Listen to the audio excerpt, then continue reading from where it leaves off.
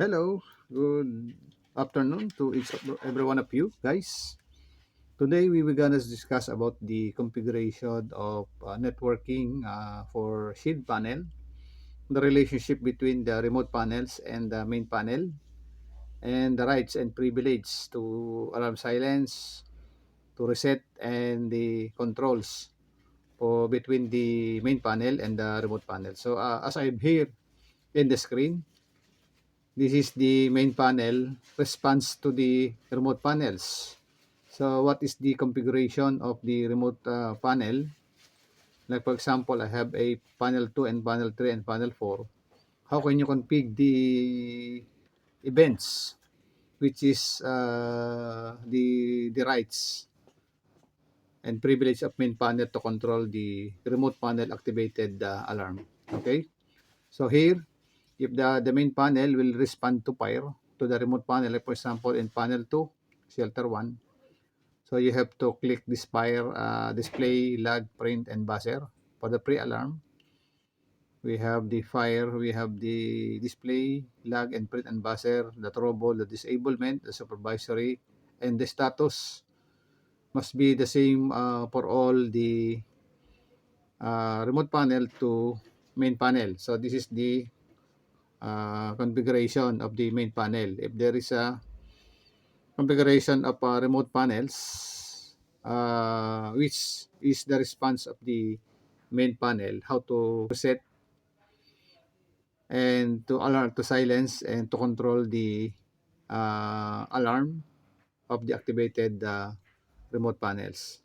So as you can see, if there is a fire and supervisory pre-alarm disablement trouble in the remote panel, this is the configuration of the remote panel. So remote panel can display, can lag, can print, buzzer also. Also fire in the whatever fire in the remote panel. The main panel also fire activation. But the other remote panel will receive a notification buzzer and display the exact location of the fire activated building in the entire network.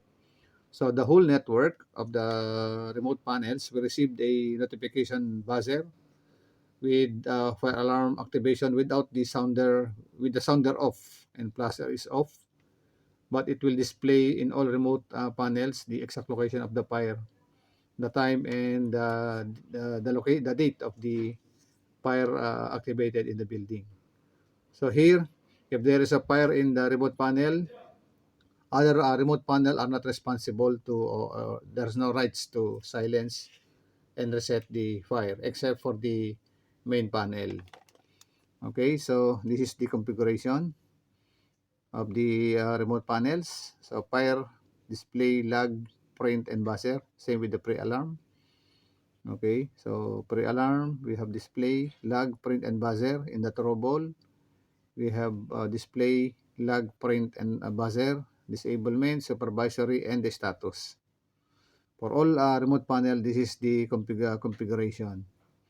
So it will display if there's a fire in the remote panel again. There's a fire also in the main panel.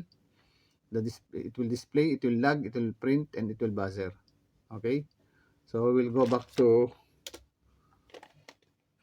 uh, remote panel, the relationship to the other panel and the main panel. So if there's alarm in the panel 2, in the remote panel, fire in also in the main panel, it will display, it will lag, it will print, and buzzer. Same with the pre-alarm, trouble, supervisory, disablement, test, and status. But the difference is that the process in the status box will be ticked because as per the rules and regulation, if the process box is checked for the status event, then the panel will respond to the reset, alarm silence, and resound control from the selected network panel. It means to say, in any remote panel alarm activated, the main panel are responsible also to silence, to control, and to reset.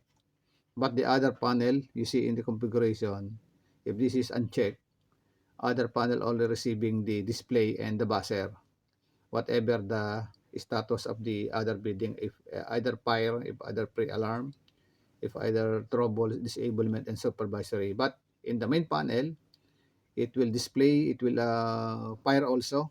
Okay, it will print, it will log, and if the process in the status box was checked, it means to say that the main panel are also responsible to silence the alarm, reset, and control the selected or activated remote panel. So this is the same true. The other panel will receive will notify only with the buzzer, the alarm, the exact location of the alarm, the exact building, the date and time happened that are activated, but they are not responsible to silence and reset if there is activation in the remote panels, except for the main panel. So this is the privilege and the rise of the main panel over the remote panels.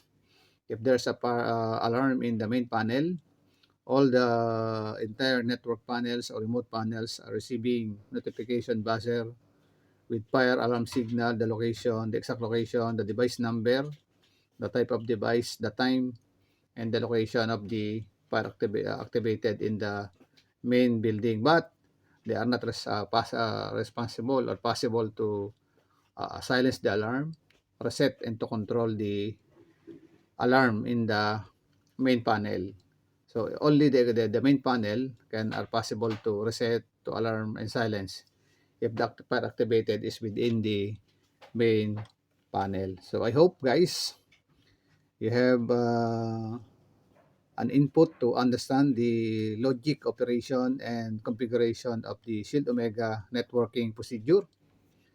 So this is for your advanced information. Later on, we will discuss more. I will give you the exact copy of the configuration of the networking privilege and rights of the remote panel and the main panel. So good luck guys. I hope it will be added to your skills, how to configure and set up the network you see for Shield Omega control panels. Thank you very much and God bless you all. Bye-bye.